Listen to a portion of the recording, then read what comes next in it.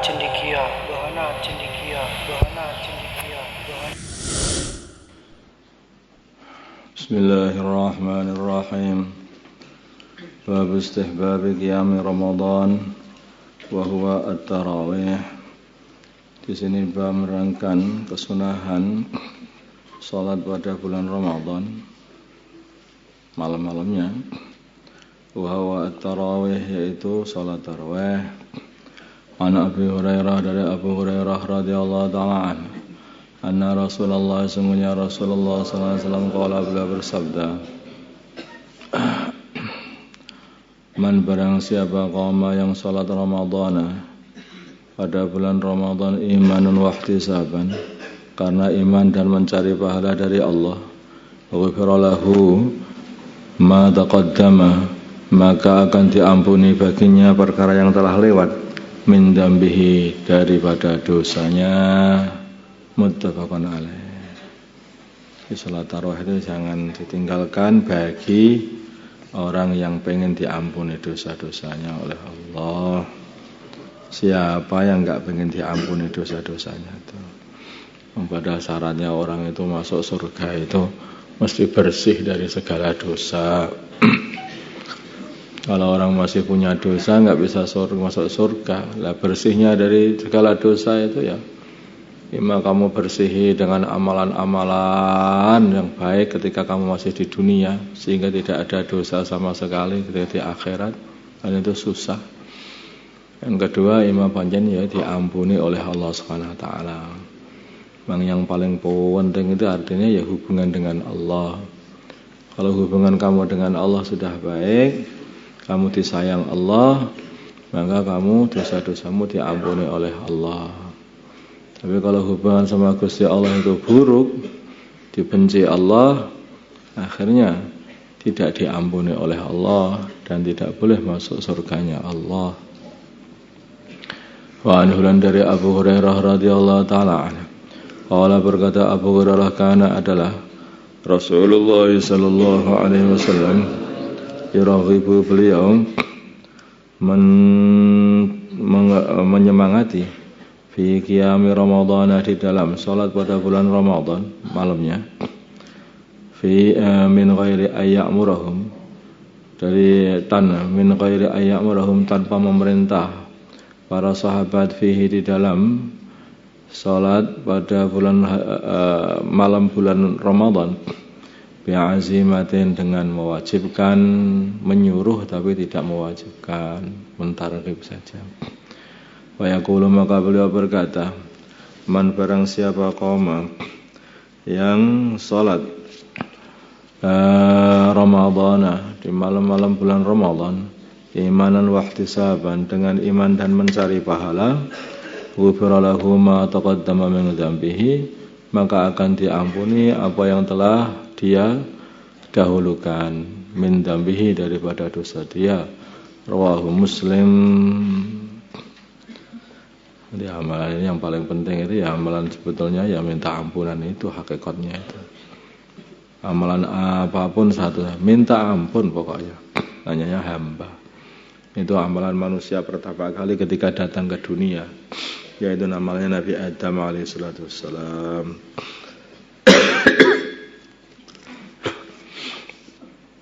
Amalan Nabi Adam pertama kali di dunia ini yang diamalkan bukan apa-apa, satu, pokoknya minta ampun. Awal pertama kali yang diwahyukan Allah kepada Nabi Adam yaitu amalan minta ampun, taubat. Fatalaqa Adamu min rabbih kalimatin fataba alaihi. Rabbana dhalamna anfusana wa illam taghfir lana wa tarhamna lanakunanna minal khasirin. Itu amalannya Nabi Adam itu, sampai akhirnya Allah Subhanahu wa taala ampuni Nabi Adam, jadikan sebagai selirnya Allah, sebagai manusia pilihannya Allah Subhanahu wa taala. Begitu. Karena amalan yang paling dicintai Allah juga amalan taubat. Si Allah itu kalau sudah mendengar tobatnya hamba, senengnya kan, saking bahagianya sampai digambarkan oleh baginda Nabi lebih bahagia, melebihi bahagianya seorang yang dia ini kehilangan kendaraannya di tanah yang tandus padang pasir sana, putus asa, tidur, bangun-bangun kendaraannya balik sendiri. Saking senengnya sampai dia, ya Allah, engkau pancen hambaku, aku adalah Tuhanmu, katanya. Keliru saking senengnya itu, sampai keliru ngomong. Ya Allah lebih bahagia melebihi daripada orang ini ketika mendengar hambanya sama bertaubat. Makanya baginda Nabi kita Muhammad SAW pun manusia yang sudah tidak ada dosa, tidak pernah bermaksiat sama sekali, itu pun amalannya yang paling banyak adalah taubat. 100 kali taubat beliau setiap hari. Silahkan. Enggak perbanyak istighfar, selalu ingat kepada Allah. Namanya hamba, ya, hamba itu ya memang begitu. Hamba itu amalannya itu minta maaf kepada tuannya. Itu. Makanya kalau ada orang hambanya seorang raja, maka sebentar-sebentar, maaf baginda, saya mau matur baginda. Maaf baginda sebelumnya, maaf aja terus, iya kan? Memang begitu, jelas seorang hamba. Karena kata-kata maaf, minta ampun itu adalah satu amalan, satu kata-kata yang paling sopan untuk hamba ketika menghadap kepada tuannya. Menghadap kepada tuannya. Perkara yang paling sopan dan paling mengagungkan kepada tuannya itulah kata-kata hamba. Demikian juga hamba-hamba Allah ini. Ini kata-kata yang paling disenangi, yang paling mengagungkan Allah adalah kata-kata kalau kita ini sudah merasa salah, yang benar hanya Gusti Allah tok, sudah. Itu. Ini hamba. Nah, ini namanya adabnya hamba. Adabnya hamba dengan Tuhan itu seperti itu. Apa-apa itu ya, Masya Allah, Astagfirullah, Astagfirullah, terus begitu. Diingati perbuatannya, ada perbuatan yang kurang pas sama Gusti Allah, astagfirullah, ya Allah, ampunilah aku ya Allah, ampunilah ya aku ya Allah. Terus begitu harusnya, istighfar terus. Hanya adab-adab dijaga, terutama adab dengan Allah Subhanahu wa taala. Karena ini adab ini sangat disenangi sama Allah. Maka adab ini pun kalau kita ini berbuat adab, berbuat akhlak yang baik kepada hamba-hamba Allah pun Allah juga sangat senang. Orang itu punya adab ini disenangi sama Gusti Allah. Punya akhlak yang baik disenangi sama Gusti Allah. Sehingga akhlak baik, akhlak yang baik ini adalah menempati timbangan yang terberat melebihi seluruh amalan-amalan yang lain. Orang itu ibadah, puasa habis-habisan mampu, sholat habis-habisan mampu. Ayo apalagi sedekah mampu nek duit. Nah, ya nah. Tetapi kalau beradab dengan manusia, tidak semua manusia ini dipilih oleh Allah untuk punya akhlak yang baik. Hanya itu. Lah sumber akhlak yang baik ini dari mana? Sumber akhlak yang baik itu hakikatnya sebenarnya dari iman. Itu buah dari iman aja sebetulnya. Kalau iman kuat, masih akan mendorong kepada amal baik. Amal baik. Ketika kita ini melihat saudara-saudara seiman kita anggap mereka ini adalah orang-orang yang dipilih oleh Allah sehingga dikasih iman di dalam hatinya. Maka kita melihatnya bukan melihat dari saudara Islam kita, tidak. Tapi kita melihat dari ini adalah orang pilihannya Allah. Karena dari sekian juta, sekian miliar manusia di dunia ini, hanya beberapa orang yang dikasih la ilaha illallah Muhammadur Rasulullah yang ada di dalam hatinya. Bahkan ketika melihat orang hanya punya la ilaha illallah saja, tapi belum sholat, itu pun masih tetap punya adab. Itu namanya orang yang adab itu. Dan adab ini saking pentingnya, adab dan akhlak ini saking pentingnya. Maka Allah Subhanahu wa taala itu berpesan kepada umat manusia ini wasainal insana biwalidayhi hamalathu ummuhu wahnan ala wahni wa fisaluhu fi 'amaini anishkur li wa liwalidayka ilayyal masir wa in jahadaka 'ala an tusyrika bima laysa laka bihi 'ilm fala tuti'huma wa sahibhuma fid dunya ma'rufa. Jadi ada orang yang pernah berjasa pada diri kita ini, yaitu kedua orang tua kita. Nah, apalagi ibu kita yang telah mengandung ini. Walaupun ini seumpama belum beriman, tapi mereka telah berjasa, yaitu mengandung kita ini dan memelihara sampai tua, sampai besar ini. Seumpama kedua orang tua itu memerintahkan kita atau memaksa kita ini untuk mensekutukan Allah, Allah katakan fala tuti'huma, jangan diikuti. Tetapi wasahibhuma fid dunya ma'rufa, hendaknya kamu nemani kedua orang tua ini di dunia, selama di dunia dengan baik. Coba. Ini namanya Islam itu ya akhlak yang baik itu Islam itu. Ini sama orang yang masih kafir pun karena punya jasa pada diri kita ini, maka kita harus punya adab, punya aturan ya. Bermuasyarah dengan yang baik dengan saudara dengan orang tua, walaupun masih kafir, walaupun mengajak untuk mensekutukan Allah. Jangan mau, tetapi tetaplah berakhlak yang baik, bermuasyarah yang baik. Apalagi dengan orang Islam, yang panjang orang Islam ini saudara kita, hakikatnya saudara itu ya saudara Islam itu. Walaupun satu nasab, tetapi kalau tidak sama keyakinannya, walaupun anak, tapi kalau tidak sama keyakinannya, maka itu bukan keluarga, bukan saudara. Maka Nabi Nuh alaihissalam ketika beliau itu meminta kepada Allah, qala rabbi inna ibni min ahli wa inna wa'dakal haqq wa anta khairul hakimin. Nah, Allah pernah berjanji kepada Nabi Nuh, yaitu anak-anak Nabi Nuh, keluarga Nabi Nuh semuanya akan diselamatkan oleh Allah. Tetapi satu anaknya kok tidak diselamatkan, maka Nabi Nuh berkata, itu termasuk keluarga saya ya Allah. Janjimu adalah benar ya Allah. Engkau selamatkanlah anakku ya Allah. Allah katakan innahu laisa min ahlik innahu amalun ghairu salih. Itu bukan keluargamu. Karena punya keyakinan yang berbeda dengan Nabi Nuh alaihissalam. Beda akidah. Enggak ada adab ini ya.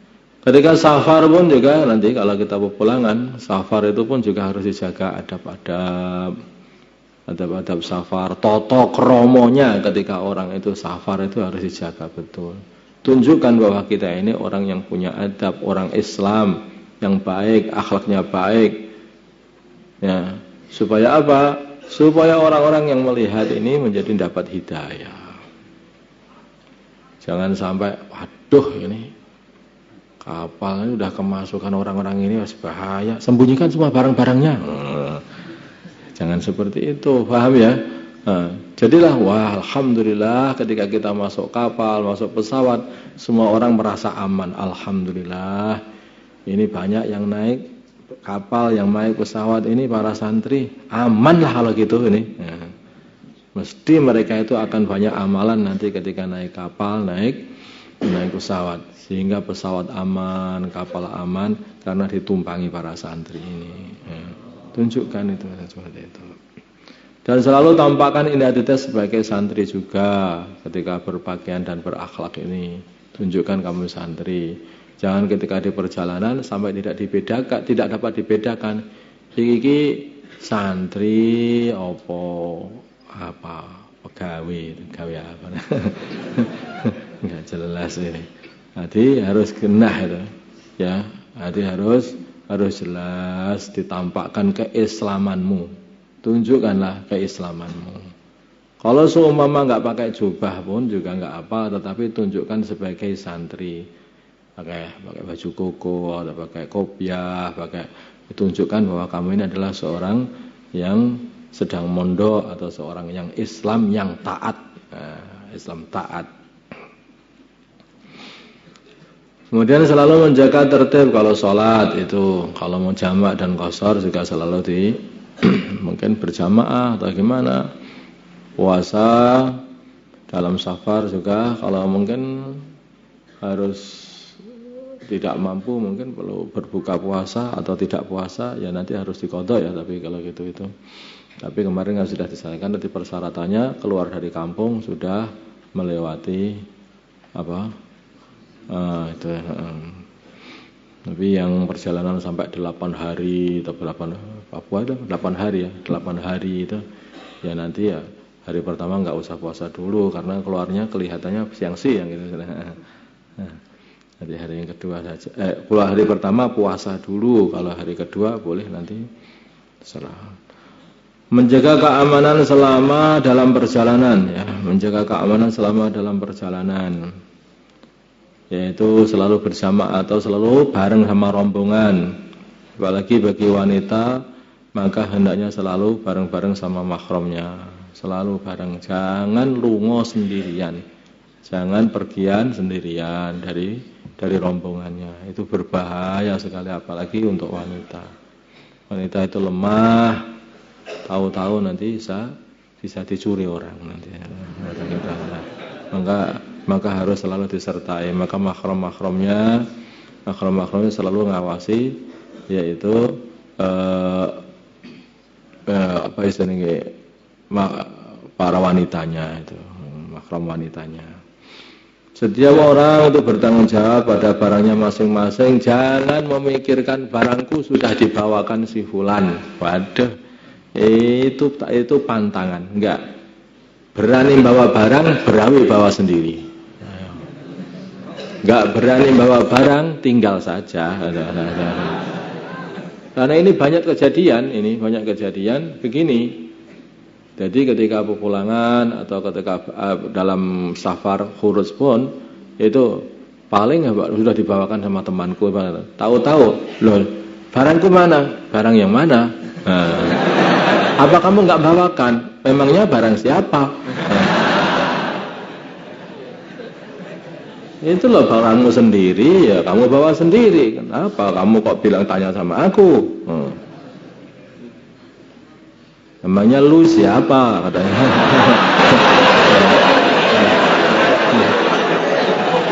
Ini makanya orang itu jangan begitu. Karena dalam harus mandiri betul. Semua barang-barang itu semua dijaga. Kalau mungkin rombongan itu sama kakak beradik itu dengan mahramnya ya boleh ini mungkin bisa dibawa-bawaan, tapi sebaiknya bawa sendiri-sendiri. Itu yang paling aman, bawa sendiri-sendiri. Itu yang paling aman. Ya kalau memang bisa membawa barang yang banyak gede-gede tapi dibawa sendiri ya silakan aja. Anak bawa lemari, kasur semua. Yang ngungsi ya namanya. Kemudian ini penting juga, yaitu jangan mudah menerima titipan barang dari orang yang tidak dikenal. Kita tidak tahu isinya barang itu apa. Maka ada orang, Bang titip ini Pak, titipkan gitu. Ini isinya apa? Nggak tahu. Siapa tahu itu isinya adalah barang-barang terlarang. Paham kan? Makanya jangan mudah menerima titipan orang. Jangan mudah. Kemudian memperhatikan kehalalan dan keamanan makanan dan minuman. Itu ya harus betul-betul dilihat apa makanannya halal. Kalau kamu di tempat yang di situ itu susah untuk makanan halal, coba apa-apa makan itu pakai telur, pakai tempe, sayur, kerupuk, gitu sajalah. Itu ikan laut juga boleh, ya, ikan laut, ikan-ikanan lah. Itu juga aman. Tetapi juga keamanan juga ya. Keamanan. Kadang-kadang itu ikan yang sudah kena formalin dan bagaimana jangan dimakan. Udah kesehatan itu penting, sehatnya tubuhmu, sehatnya akalmu bisa ngaji gitu. Masalahnya, jadi tubuh pun harus dijaga kesehatannya itu. Makanya jarang itu juga makanan itu betul-betul aman, di samping halal juga aman. Makanan pun dan minuman. Lebih baik minum yang paling bagus itu yang minum air putih aja. Jangan minum aneh-aneh ini. Ini sing ekstra jos begini, kena tahu-tahu sampai rumah kena ginjalnya nanti. Itu gak baik, paham toh? Atau minuman-minuman yang aneh-aneh, yang minuman soda-soda itu pun juga tidak baik semuanya. Yang paling baik adalah asli minuman manusia, yaitu air saja. Minuman modifikasi itu nggak tahu itu minuman apa itu. Sebetulnya bukan minuman manusia itu. Asli minuman manusia kan air. Jadi apa-apa itu yang alami, yang asli. Air, maksudnya air minum air putih itu, atau susu, atau air kelapa, atau itu semua ini asli. Tapi kalau sudah campur ini, wah itu bukan asli itu. Itu minuman dimodifikasi, itu berbahaya. Bagi anggota yang akan pergi untuk suatu keperluan, ya, harus izin pada pimpinan rombongan tentu saja ini, ya, harus izin. Biar ketua rombongan, pimpinan rombongan tahu arahmu pergi kemana. Saya mau pergi ke WC, arahnya sana, ya, ke WC. Ya, hati. Sehingga kalau lama nanti ini orangnya ke WC nggak nyampe, ini ada apa? Coba kirim orang dilihat. Nah, tapi kalau kamu saya mau pergi, udah aja izinnya nggak jelas. Pergi kemana ini ya ini? Kamu udah pulang deh. Nah, kan nggak ngerti. Bisa berbahaya nanti akhirnya. Bisa keluar dari rombongan nanti. Kemudian jangan mengajak ke pesantren orang yang tidak waras. Pesantren ini diperuntukkan untuk mencetak para ulama. Kita tidak menjadikan orang gila jadi ulama. Nanti ulama gila nanti. Atau pecandu narkoba, tidak kita bawa ke sini. Ini bukan tempat rehabilitasi. Paham? Di sini ini adalah sekolahan, ya. Ini adalah sekolahan, ini bukan tempat rehabilitasi. Ada tempat lain tempatnya. Atau orang yang dijumpai di jalan yang kita tidak tahu identitasnya. Jangan, tidak seperti itu. Tidak mentaskil untuk pergi ke sini. Selama di rumah menunaikan amalan sebagaimana yang ditargetkan dalam lembar muhasabah yang telah disediakan. Sudah sih ya? Sudah dibawa semua ya? Gitu. Yang paling penting adalah pentingkan menjaga sholat ini. Setelah sampai di rumah, segera mengatur jadwal kembali ke pesantren, segera booking tiket. Jadi kalau sampai di rumah, segera booking tiket. Itu. Karena apa? Itu kalau nggak segera di booking tiket, nanti banyak setan yang akan mengundur-mundurkan keadaan itu. Maka segera booking tiket. Dan itu kemungkinan juga penuh juga loh. Wallahu a'lam yang ngerti. Yang penting jangan sampai terus kehabisan tiket kapal, salahnya sendiri nggak segera booking tiket. Jadi pulang langsung booking tiket kembali itu. Bahkan kalau sekarang itu mau berangkat dan sudah booking sekarang untuk kebalik sini lebih baik lagi itu. Itu lebih baik lagi. Biar nggak ada alasan tidak ada kapal, tidak ada pesawat dan sebagainya. Di rumah harus khidmat kepada orang tua. Di rumah harus khidmat kepada orang tua. Menjaga hubungan dengan ahli masjid, ya, hubungan dengan ahbab-ahbab di sana, menjaga hubungan dengan markas-markas di sana. Sampai karena datang ke markas sana, biar tahu markasnya mana, biar nanti kalau pulang berjuang itu bisa sudah kenal dengan orang-orang markas. Pulang langsung ke rumah orang tua masing-masing, tidak mampir kemana-mana. Ini sudah mau adzan ya. Jangan membawa senjata tajam, tidak boleh ya. Seperti anak panah, itu enggak boleh dibawa. Pokoknya yang tumpul-tumpul saja lah, yang tajam-tajam jangan dibawa. Insyaallah ya. Insyaallah. Jam berapa tadi?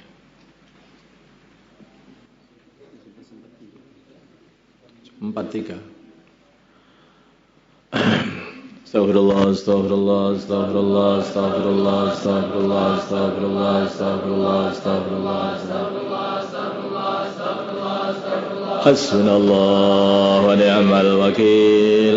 Hasbunallah wa ni'mal wakil. Hasbunallah wa ni'mal wakil. Hasbunallah wa ni'mal wakil. Hasbunallah wa ni'mal wakil.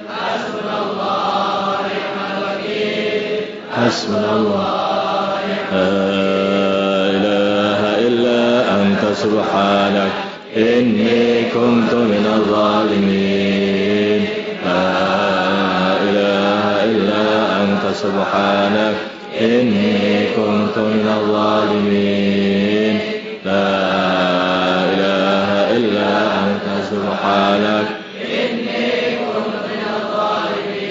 وسلم وبارك وترحم وحنن على سيدنا محمد وعلى آل سيدنا محمد وصليت وسلمت وباركت وترحمت وحننت على سيدنا إبراهيم وعلى آل سيدنا إبراهيم في العالمين إنك حميد مجيد. اللهم اهدنا واهد أمراءنا وزعماءنا وعلماءنا وعوام المسلمين أجمعين واجعلنا سببا لمن اهتدى. اللهم ردنا ورد المسلمين جميعا إلى دينهم ردا جميلا. اللهم اجعل المسلمين متآلفين متناصرين متحابين منصورين مقبولين على إحياء دينك القويم واجعلهم يدا واحدة على الكافرين. اللهم سلمنا وسلم المسلمين من مضلات الفتن. اللهم سلمنا وسلم المسلمين من مضلات الفتن. سلمنا وإياهم من الفتن والإحن والمحن. اللهم أعز الإسلام والمسلمين وأذل الشرك والمشركين ودمر أعداء الدين. اللهم أفرغ علينا صبرا وثبت أقدامنا وانصرنا على القوم الكافرين. اللهم أفرغ علينا صبرا وثبت أقدامنا وانصرنا على القوم الكافرين. يا جامع الناس اليوم لا ريب فيه اجب إلينا صالح عبادك يعينوننا على طاعتك ونشر دينك وإعلاء كلمتك. اللهم إنا نسألك من خير ما سألك منه عبدك ورسولك ونبيك محمد صلى الله عليه وسلم ونعوذ بك من شر ما استعاذك منه عبدك ورسولك ونبيك محمد صلى الله عليه وسلم. اللهم لا سهل إلا ما جعلته سهلا وأنت تجعل حسنا سهلا إذا شئت. وصلى الله على سيدنا محمد النبي الأمي وعلى آله وصحبه وسلم والحمد لله رب العالمين. الفاتحة.